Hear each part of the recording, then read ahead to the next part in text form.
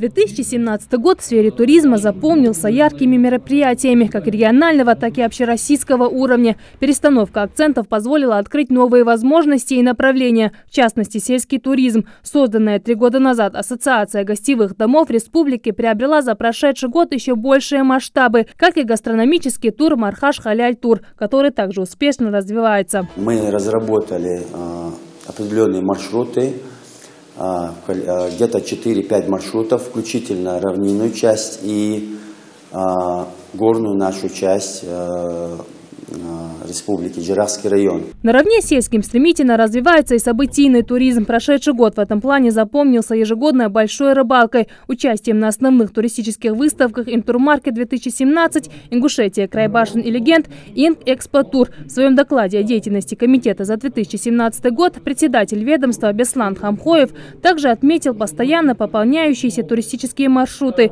На сегодняшний день в республике на постоянной основе действует более 20 маршрутов. Так, к примеру, в прошлом году в результате поисковых работ был проложен путь к Асиновскому водопаду. За последний год открылись новые туристическо-экскурсионные туры по достопримечательностям Джерахского района. Свою стабильную популярность приобрели всесезонный горнолыжный курорт Арамхи, туристические программы «Чайный экспресс» и «Экспресс-Кавказ».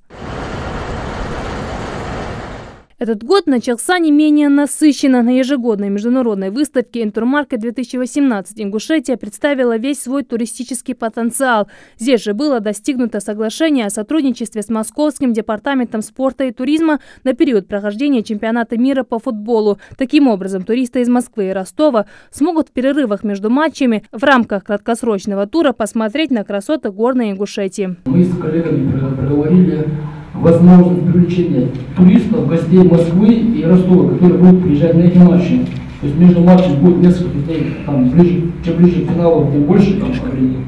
И мы будем привлекать туристов между матчами. То есть сегодня прилетят, там день они у нас побудут, и завтра улетят на следующий свой матч.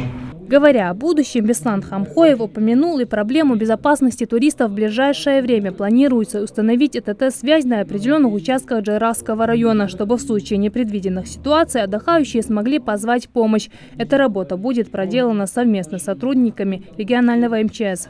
В районе гостиницы Большак есть у них своя вышка, специальная станция своя.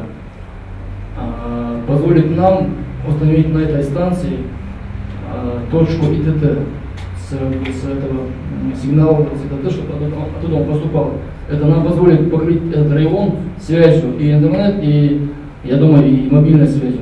Следует отметить, что Ингушетия вошла в список 17 регионов, на 100% выполнивших в 2017 году мероприятия в рамках ФЦП развития внутреннего и выездного туризма на 2011 и 2018 годы. Между тем, по официальной информации, около 63 тысяч российских и иностранных туристов посетили в 2017 году республику. В текущем году в региональном комитете по туризму рассчитывают, что число туристов возрастет до 70 тысяч. Редат Холухоева, Магомед Урусханов, Новости 24.